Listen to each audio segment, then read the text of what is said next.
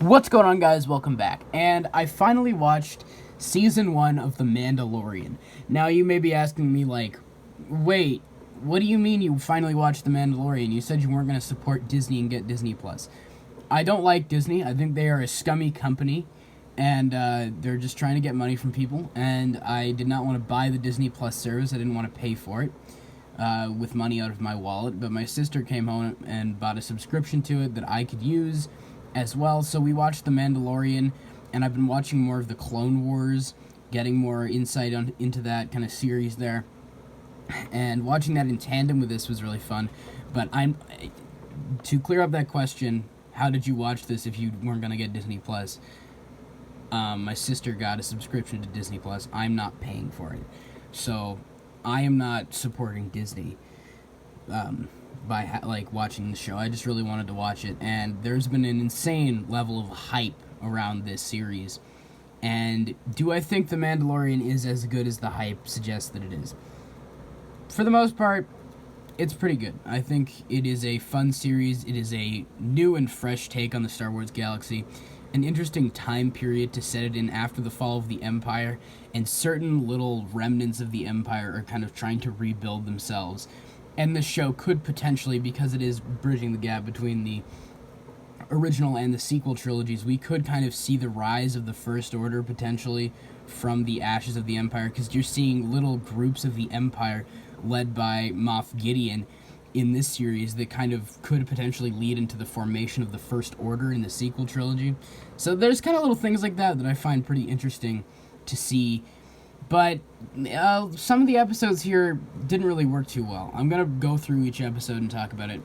I liked the first introductory episode. I liked that it introduced you to some of the characters, such as, of course, the main Mandalorian character, which I thought was an interesting character kind of to explore in a series like this. Not a type of character we've seen before. He is trying to be a respectable bounty hunter and go by the code or whatever of the bounty hunters, but also try and kind of fulfill his part as a Mandalorian, but also has kind of his own moral compass that these people are kind of telling him he has to cross in order to accomplish missions like kill this asset or whatever, or take this asset back to these guys to experiment on, and then his moral compass tells him that that isn't right, and that leads to some conflict, which I thought was very interesting as a character. And then, of course, I'm going to talk about Baby Yoda. Baby Yoda hasn't proved itself to me. As a marketing strategy, that's an ingenious idea. A Baby Yoda, of course that's going to sell merchandise. From a marketing perspective, that's an ingenious idea. But as a character, it serves a purpose because it is a Force-sensitive child that clearly this Moff Gideon guy wants to get his hands on. He says that child is more important to me than you know.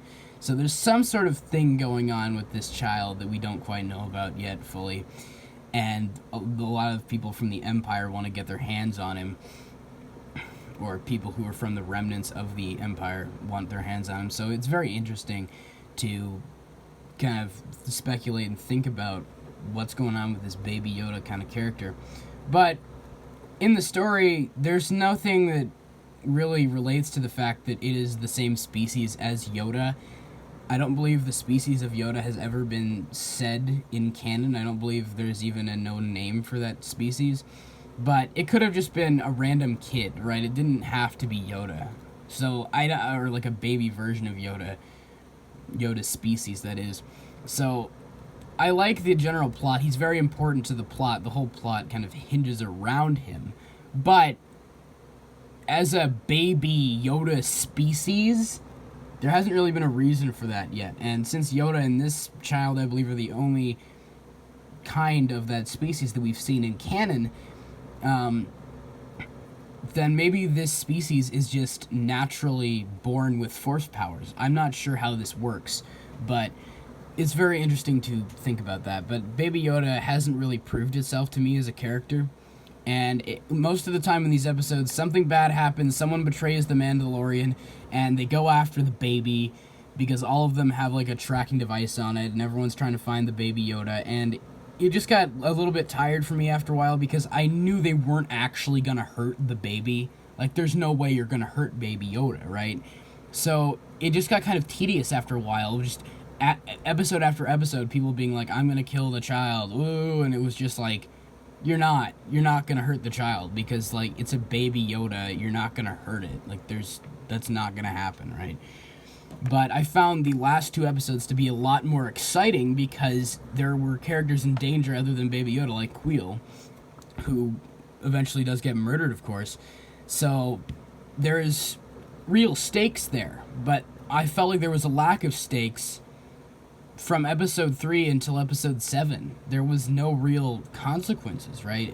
I didn't feel like anyone was in danger. I thought, so let's go through the episodes now. Episode 1 I thought was a cool introduction. It did pretty much everything it needed to do. You had a cool action sequence at the end, and you got introduced to the Mandalorian and the Creed and stuff like that, which is definitely explored a lot more, I believe, in episode 3. Or I don't believe they actually do talk about that until episode 3, but it was okay. I thought it was a pretty good opener to this series, an introduction. I can't complain about it too much. The second episode was fine. It didn't do too much for me. It was just kind of the Mandalorian getting this egg from this mudhorn, I believe it was called, and then Baby Yoda saves him, and that's what leads him to want to protect the child from then on. So that definitely does set a lot of the plot in motion. So other than that, the plot just was kind of whatever. It didn't really do a whole lot for the rest of the series going forward, other than kind of the idea of Baby Yoda saving him and him wanting to repay that towards the child later on. Episode 3 was my favorite one until episode 7 and 8. It was very interesting. It was kind of like a spy mission. He was breaking in to go save Baby Yoda from this crazy scientist kind of guy trying to do experiments on him, and it was very cool. You got to see a lot of his different tools put into action. I really liked that. Episode 4 was okay. It was directed by Bryce Dallas Howard, which was kind of interesting. I don't believe I've seen her direct anything before. And it was okay. It was definitely a nice change of color. It was very green, you know. But other than that, the plot wasn't really super interesting for me. Episode 5 really did nothing for me. It was just kind of this guy who wanted to up his game in the bounty hunting profession, and then he betrays the Mandalorian, and oh no, he was going to hurt the baby again, which obviously there's nothing is going to come of that. And it just kind of, it's a little endless loop, and it just comes to an end and he flies off, and it's just like a little loop of storyline that really doesn't add anything to the overall story. Episode 6 was better than that. It was better than I think the past 2 episodes, but it didn't really do a lot in getting me hooked on the idea that why is he working with these bounty hunters? He finds an old buddy of his, and he has 5 guys that he's going to send with him to go free this prisoner from this ship, and it didn't really... they didn't do a good job of explaining to me why he was going on a mission there. He was going to get paid at the end of it. But what was he getting paid in? In the first episode, he got paid, or in the third episode, he got paid by being given this medal, which he was then smelted down and used to create upgrades for his armor. So that made sense to me, but I didn't really understand what he was getting paid in return for, like, releasing this prisoner. And in the end, his teammates betray him, so nothing really comes of that episode, but there is something interesting with him and that kind of prisoner that he frees, and there's some sort of backstory going on there, which they didn't explore too much, but there was something interesting about that. They definitely improved it above the other ones, or the past 2, but, or, like, it was definitely above the other 2, but there was something missing from it. It was just kind of like, why are you on this mission, you know? And then the final 2 episodes, which are kind of like one large episode, were probably the best of the series besides episode 3. There was real stakes, I felt, other than just Baby Yoda being threatened. There was definitely, it felt like there was real stakes, because Queel does get killed by the Imperials, or the Imps as they call them. That's a great joke, or a great little recurring line that happens in the show. They call the Imperials the Imps. I liked that a lot. But Queel dies, and eventually IG-11 does sacrifice himself to save the child, because he's been reprogrammed as a nurse droid, as he says. So there was actually real stakes in those episodes, I felt, because it wasn't just Baby Yoda being threatened, and it was really tense as, Moff Gideon shows up. And Moff Gideon, man, that guy is like a slime ball. And he was really threatening and intimidating character. And I'm looking forward to them bringing him back, especially with that Darksaber reveal at the very end. But it did feel like there was real stakes. Although I did not really buy the sacrifice of IG-11, because earlier in the very beginning of the episode, he saves Baby Yoda and then just comes blasting through town, mowing down these stormtroopers, at least like hundreds of them. And then at the end, there's like 20 stormtroopers flanking the entrance to this cave. And he's like, I must sacrifice myself now. And it's like, why though? Like, you mowed down hundreds of these guys. I guess they were in a different situation. They were slowly going down this lava river, and they were more bunched up. Like, the stormtroopers were in one group. They weren't spread out like they were across the town. But I didn't believe with this droid's tactical skills that he's just like, the only outcome is me sacrificing myself. I didn't really buy into that at all. But it was really sad to see Queel get taken out, but he did go out. He did try to fulfill his promise, which was he would protect the child, and unfortunately, he couldn't really do much about it. But that was a pretty sad moment. It just felt very unfair. It was just like, you didn't deserve that, right? But the very end, he takes off with Baby Yoda, and the Mandalorian lady. The Mandalorians get murdered in the tunnels by the Imperials. And she's like one of the last ones left, apparently. And she talks about the Jedi and how Baby Yoda must be reunited with one of its kind. And the Mandalorian says, you want me to take him to live with a bunch of enemy sorcerers? And she says, to one of his own kind, but he's not a Jedi, right? The Baby Yoda isn't a Jedi, but he is Force sensitive, so he must be taken to someone who's Force sensitive. And guess who's in the cast for The Mandalorian Season 2? Rosario Dawson as Ahsoka Tano. So that's kind of interesting. I think maybe they're going to bump into Ahsoka, because Ahsoka is not a Jedi, right? So I don't think the Mandalorian would regard her, that is, as an enemy, because she's not a Jedi. She says that multiple times in Clone Wars and Rebels, so she's not a Jedi.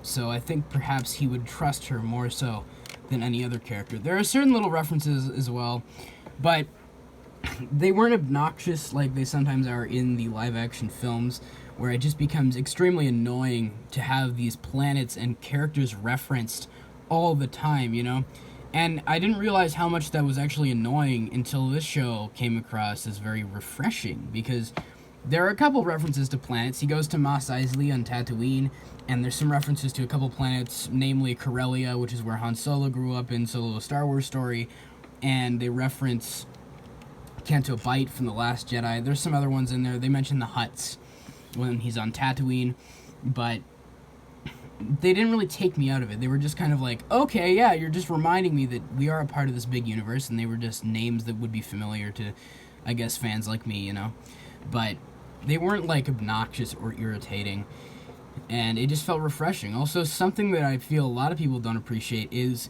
the cinematography in this show is freaking amazing. And with all these movies now, like Avengers Endgame, I hate to bring everything back to that, I always say that, but I really can't stand it when these films nowadays, they are called films for a reason, just look like video games. You just plop some actors on a green screen, CGI a suit onto them, and they're just fighting with, like, motion capture suits on, and it doesn't seem believable to me. And there is some bad CGI, and there are some bad special effects in this show, because, I don't think it quite has the same budget as a movie like Endgame or Rise of Skywalker. But a lot of these shots in the show came across as a lot more believable, and were some of the best, like, shots since, like, Empire Strikes Back, in terms of cinematography. Like, everything looked real. Like, when he's in the Mudhorn pit and he's all muddy and gross, I was like, oh, that looks real. And a lot of this looked real. It looked like they shot it on sets.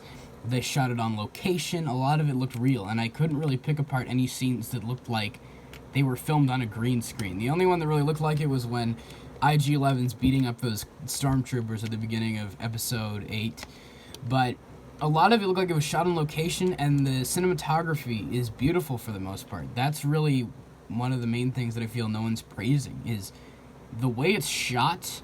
And the cinematography is great. The way it's shot necessarily isn't that special, but the cinematography, and just, it's so refreshing to see something that isn't just a CGI blob. It's, like, actually shot on location, on set, and it looks beautiful. The cinematography is amazing, and it looks amazing. The show looks great. And I do have to give credit to Ludwig Göransson. I'm sorry if I'm saying that wrong, or Ludwig Göransson. He composed the music for Black Panther, which won Best Original Score in 2019, which was definitely a well-deserved nomination, or Oscar win for him. And he also, I thought his score for Venom was okay. But for this, he does create a different atmosphere than we felt in any other Star Wars movie. There's a lot of interesting instruments used in the score, and it does create a very interesting vibe. It's probably one of my favorite Star Wars scores, because it does, even the main theme doesn't sound like anything we've heard in Star Wars before. In every Star Wars movie, even when they're not the mainline films like Solo or Rogue One, they always play a classic theme. There's always some theme reincorporated from the originals. In this one, there was maybe one moment where I kind of thought it sounded a little bit like the original Star Wars theme, but even then, it wasn't like popping out at you. Like, a lot of it sounded unique, and like especially the villain's theme, Moff Gideon, has this very interesting theme. It kind of reminded me a little bit of Killmonger from Black Panther, which is, of course, kind of to be expected to some degree, because Ludwig Göransson also did the score for Black Panther, and Killmonger was the villain in that film. But the score in this really does create an interesting atmosphere. I made an essay like a couple months ago on how film scores can create an interesting atmosphere for something. And for this, it does create a different atmosphere than I've ever felt for any Star Wars property. So that's definitely to be commended. Good job, Ludwig Göransson. Other than that, I don't have a ton to mention. I think this series, this first season of The Mandalorian, is a good kickoff. I think it's slightly overhyped, as I do feel with most things, and I think most Star Wars things are overhyped to some extent. But I do think that this is a really good introduction to a series, and I'm looking forward to seeing what they're going to do with Season 2. I'd probably give the first season of The Mandalorian a B+ or something around there. Once again, a lot of the episodes felt tedious and like they weren't really going anywhere. My favorite episodes were definitely episodes 3, 7, and 8. The last two are definitely kind of one large episode, which is probably why I liked it so much. But other than that, not a lot of them stood out as extremely special to me. But this season was pretty fun, and I'm looking forward to seeing what they're going to do next, reincorporating old characters like Ahsoka and Boba Fett. So please let me know all your thoughts in the comments below. What do you think of The Mandalorian Season 1? What did you think of my review of The Mandalorian Season 1?